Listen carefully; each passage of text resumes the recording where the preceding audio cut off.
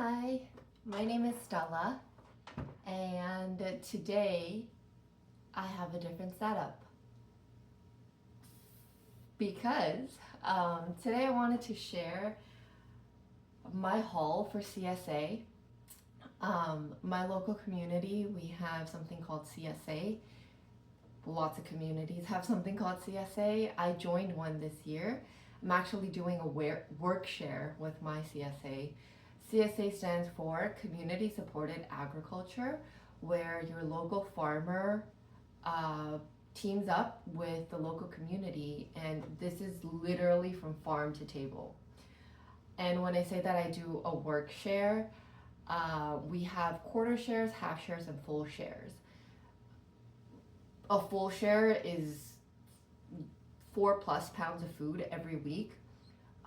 Half a share is going to be about 2, and then quarter share is going to be 1-ish. Well, at least this week. This week was 1 pound of mix and matching food, and then we always get a bag of greens, and this time we had a cabbage as like default. But I'll get into what I picked up this week. I want to talk a little bit about workshare, which I think is really, I don't know, this is my first time joining a CSA, so I don't know how other ones work. But mine, the person that I work with, she offers a discount for people who work on her farm or with CSA pickup. So for me, for my quarter share, I work 2 hours a week to get 40% off. And when I first did the math at the beginning of the season or before the season started, I think it came out to $18 per week, which I think is not bad for picking up produce, like fresh produce. So yeah, that's short. That's a short explanation on CSA, Community Supported Agriculture. Work share, I work 2 hours a week. I just go when it's time to pick up my share, and then I go 2 hours ahead of time, like before closing, and then I do my 2 hours, and then I head home with my goods. So I wanted to start backwards. I have a little bit of produce left from last week and my plans for them. So I have this beautiful Napa cabbage from the farm. Oh, I also work at the farm too, like when they're like growing, cultivating, weeding, things like that. But that's separate. That's a separate internship. This beautiful Napa cabbage, I already used some to make chon. In Korean cuisine, chon is where what is the word? Oh, we dredge. We dredge food, like it could be fish, meat, zucchini, or a Napa cabbage. We take the food, we dredge it in flour, then we dip it in egg, and then I guess frying is the word, but it's not like deep frying. We just like put it on a pan and cook it. So I already used some of this Napa cabbage to make pechu is cabbage in Korean, to make pechuchan. I also used, this is also from last week, but I grouped it with this week's squat zucchini. I used some of this to make hobakjeon. Zucchini in Korean is hobak. So last week I made pechuchan and hobakjeon with my haul. And then other than these two from the farm, these I picked from my own garden. I joined a community garden and I have my own bed. This, I pulled all of the lettuce from my garden because they bolted. Bolted means that the plant grew too much and now it's starting to flower. If I leave it longer, the flowers would turn into seed and I could save the seeds and use it to grow next year.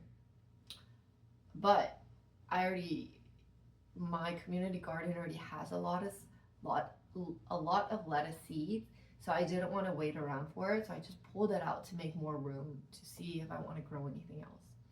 So this lettuce I grew from my own garden. I had 4 bags of these, but I shared it with my best friend and I kept some for myself because it was so much lettuce. I didn't know what to do with it. So I've just been eating a lot of salad. This, I also have lettuce on my balcony. And so you can tell the color difference. This is a lot lighter because these are bolted. These are like mature, almost bitter lettuce. And then these guys are younger. For older bolted lettuce, it's some people like to soak it in cold water to take the bitterness out.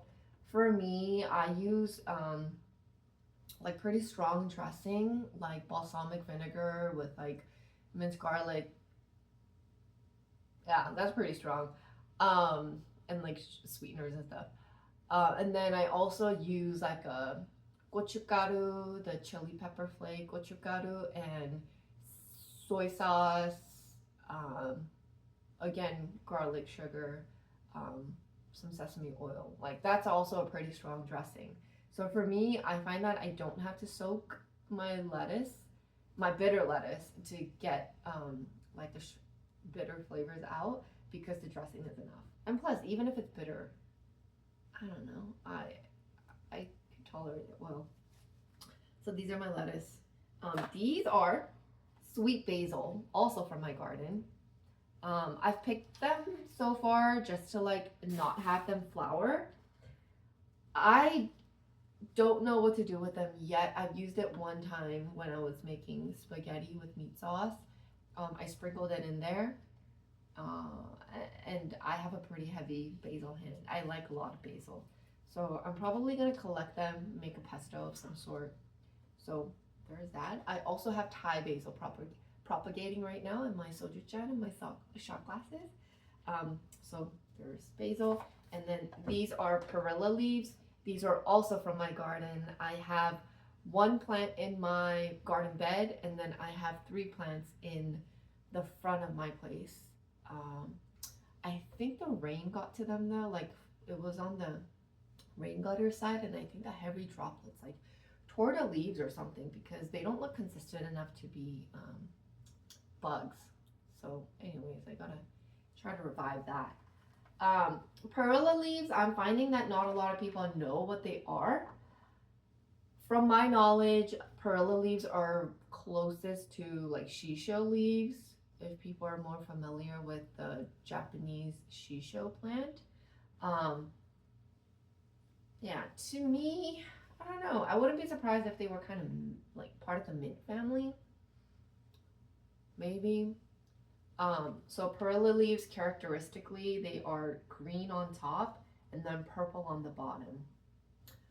We can also make chon from getnip perilla leaves. Um, I haven't made getnip chon, the battered thing, but I have made getnip buchinge, perilla leaf pancake. I think a lot of people are familiar with Korean seafood pancake or like kimchi pancake. You can also make buchinge with any ingredient that you can think of. You can probably do carrot buchinge, or you can do, I don't know, like anything you can think of. You can make buchinge. So I've made genni buchinge. I sliced up some jalapenos and onions, and it was so good. And that was inspired by Shiri Sunyonim from Mexico. I still haven't shared about my experience after coming back from Mexico, but Shiri Sunyonim was one of the MVPs. She is born and raised in Mexico, but went to Korea for 1 year, learned Korean, and her Korean is so good. And her Korean cooking is so good. So the genni buchinge with the jalapeno and onions, that was inspired by her. So this, and then last but not least, from my garden, or from not CSA, is my first shishito pepper. Yeah, I didn't even realize that this guy was growing. I was trimming a bunch of other things in my garden, and I saw a whole developed pepper. So this is my first ever shishito pepper. It's my first time growing it. Usually this is cooked by like blistering it, kind of like not torch, not burn, scorch. No, but blister. You like I've never blistered any. Oh, I would think blistering is like putting it directly on fire, like roasting, but not like roasting bell peppers. But anyways, I only have one, so I'm probably gonna cut it up and put it into my puchinge, or my genmi puchinge. But yeah, I just wanted to show off this little cutie pie over here. So, these guys here from my garden, this zucchini here and the cabbage there, Napa cabbage, from last week's CSA. Oh yeah. My mom shared this with me. It's called quick kimchi, Korean kimchi, small batch kimchi making kit. I've never used anything like this before, but I think it'll be fairly easy to use. Should we open it? Let's open it. Okay. So basically, you take these two packaging, you take whatever veggies you want, it says, rinse it, squeeze out the water, mix in the sauce, and then you let it sit and ferment, and that's it. So I'm really excited to try this with the Napa cabbage. This is the only reason, or one of the main reasons why I have been saving it, because I've been waiting for a chance to make this. Excuse me. And then a big reason why I made puchuchan, not puchuchan, pechujan. Puchu is tribes. Puchuchan. One reason I made the chon with the cabbage is because it was too much for the weight recommended here. So I peeled off some of the leaves so that I can make it more appropriate for this amount of sauce, because I didn't want it to be bland from having too much veggies. So, okay, quick recap. These are from my garden. This is from these two are from last week's CSA. And I wanted to show off the kimchi sauce. So there's that. This week's CSA was, I think, quite a lot of food. Everybody got a cabbage as a default. Today is July 3rd, by the way, so yesterday was July 2nd. Our farmer tries really hard to like time things for the season. So we were trying to have red potatoes ready for potato salad for 4th of July, but the timing didn't work out that way. But we were able to have cabbage ready in time. And so her name is Deb. It's so hard to just say farmer. Deb. Deb had cabbage and carrots ready with her very own coleslaw recipe. So I'm excited to make this. I'm actually going to make this after I share all of this with you. So yeah, this week, it's a little all over the place. This week, we have cabbage that everybody got by default. And then depending on if you have a quarter, half, or a full share, you get to pick one thing of greens. So this week we had chard. This is so beautiful. Look at this. Look at the color, right? The greens options were dandelion leaves, chard, bok choy, Chinese broccoli, and arugula. Those were our first half of the green option. If it's a quarter share, you only pick from one of those, or we have an icebox cooler of green, like lettuce, either whole heads of lettuce or like loose leaf lettuce, or salad mix with like endives and stuff mixed in. So I have a quarter share, so I got one. if somebody had half a share, they would do one of the chard, arugula, bok choy, etc., and a bag of greens. So these are my bag of greens, but her bag of greens, yeah, are basically this size. I'm probably reusing her bag. It's like a full bag like this. So a half share would take like a regular bag of greens and a special bag of greens.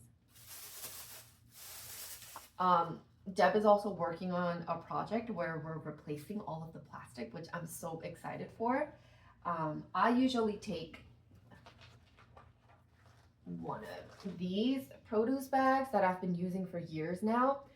And then I just learned from another CSA member that they have like burlap options, which I had no idea, but I'm not surprised. I'm surprised I didn't think to look for those in the first place.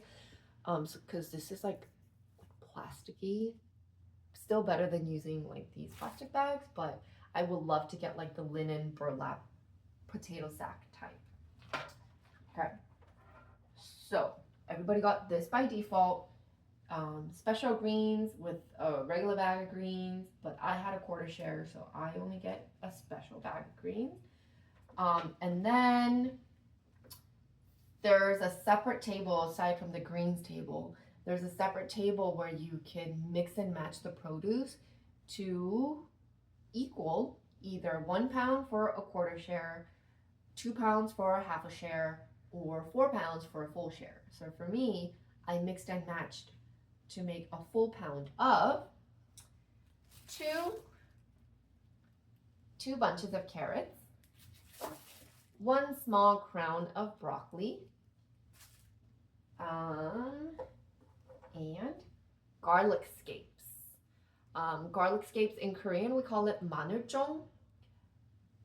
In English, in American, we call them garlic scapes. And scapes are the things that grow from garlic.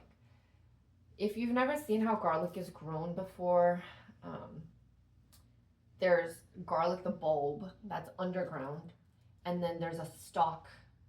There's garlic here, and then there's a stalk that comes up. And from that stalk, this cute little scape starts to grow.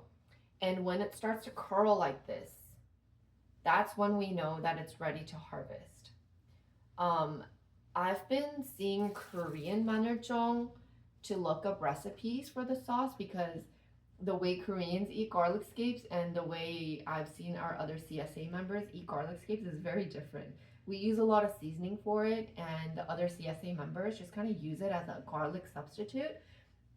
So they would like cut off the stem and then they would like dice it up and use it as garlic.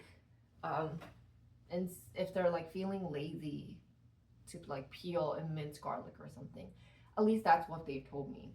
But for me, for Koreans, we cut maneurjong garlic scape about like this big all the way, and then we use our favorite, our gochujang and gochugaru, sugar, garlic, sesame oil, of course different ratios as this dressing, but basically it's the same ingredients, and then we stir fry it, and then it becomes this really delicious banchan.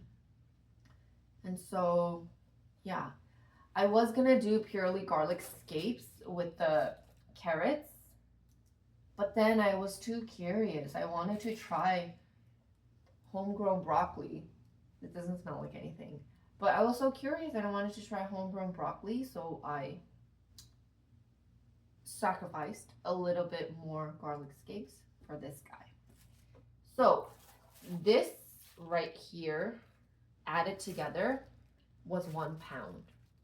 And the reason I have more food here is because Deb is so gracious and she let me have a few bonus items, which I'm so happy to share. These are extra bunches or extra carrots that were left behind that were not bunched up like this from the get-go.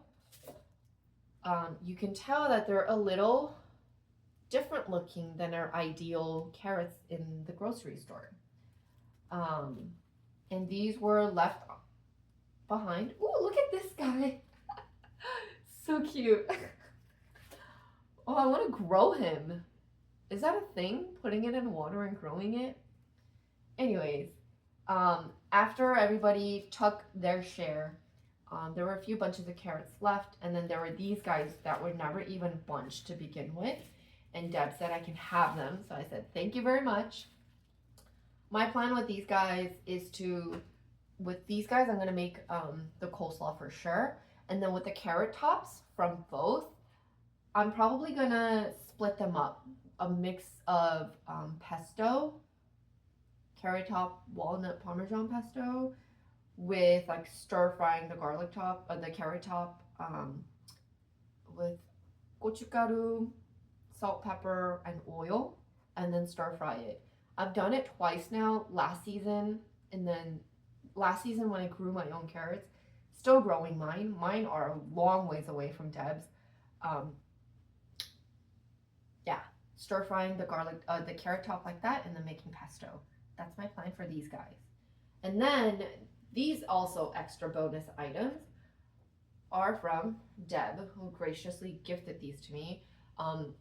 I was just going to walk away with my 1 pound haul, but then I was so curious about these guys because I have never seen this two-toned zucchini before. Squash, zucchini. I don't think I know the difference. I'll get back. I'm gonna learn it and share it with you. This two-toned, we'll go with squash. That feels right. And then this is called a Romanesco squash. Romanesco zucchini. No, I think Romanesco squash. I knew it yesterday because I was explaining to the CSA members who came to pick up, but I slept, woke up, and forgot. So these ones, I was like, hey Deb, can I buy these from you? Because we had quite a lot of zucchini left. So she put them up for sale at our farm store. And I didn't want to just ask for it because it didn't earn it. I have my allotted 2 hours. So I was going to buy it. But she's like, buy it? What? And I was like, yeah, I just want to give it a try. She was like, take it. So I was like, OMG, thank you so much. So my plan with this is probably just to salt and pepper and butter it, or I might roast it. But I think it might kind of be a waste if I roast it because I can't like taste it. So very excited for this. This is like, ooh, this looks like a gummy worm, yellow green gummy worm. And then this one, like the texturing kind of looks like, I don't know, like cucumbery or something. It has ridges. Very cool looking. Yeah. And then my plan with the chards, I've never had chards before. If I have, maybe it was like in an already prepared salad, or maybe I saw a chard white navy bean chard soup at a cafe the other day. I didn't get to try it because they were done with soups for the day. But maybe I've had chard that way, like slipped into soup or a salad. But I've never bought chard before, nor have I ever cooked with it before. And so when I asked Deb how she eats it, she said she salt, pepper, her husband salt, pepper, butters it. And so I think that's what I might do for at least a few of them. Maybe cut them about this big and then like saute it in butter and salt and pepper.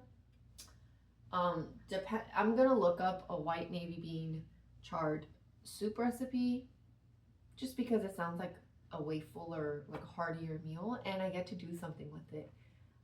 Although I do really value eating things fresh just the way it is, just so that you can like taste it.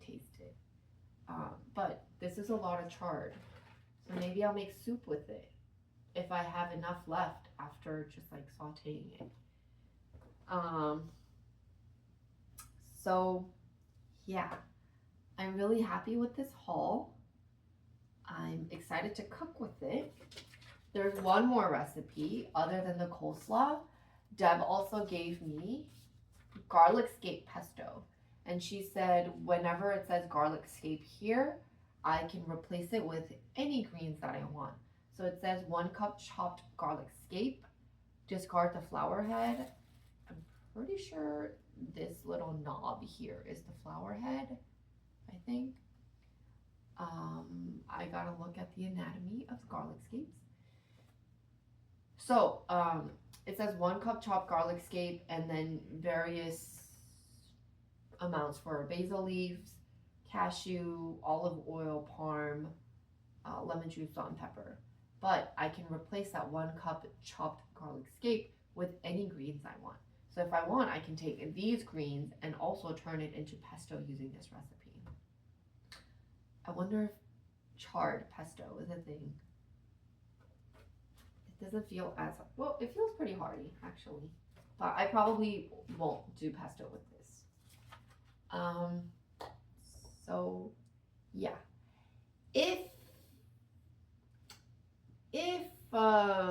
my setup allowed, I would love to film myself like cooking with this food and share that. But right now, in this stage of my life, I'm not the most organized cook. I do a lot of back and forth. And I guess that's the power of editing. But I would like to not edit as much as possible. Maybe I can share my finished products or something. But yeah, this was my CSA haul for this weekend, a little bit of last week, and a mini haul from my garden. And I thank you so much for letting me share this with you. And I'm so excited for next week's haul. This is going to be a lot of food for me to eat until next week. So wish me luck, and I hope I have a lot of fun cooking and eating this. So thanks for letting me share. Bye. Gotta make coleslaw now.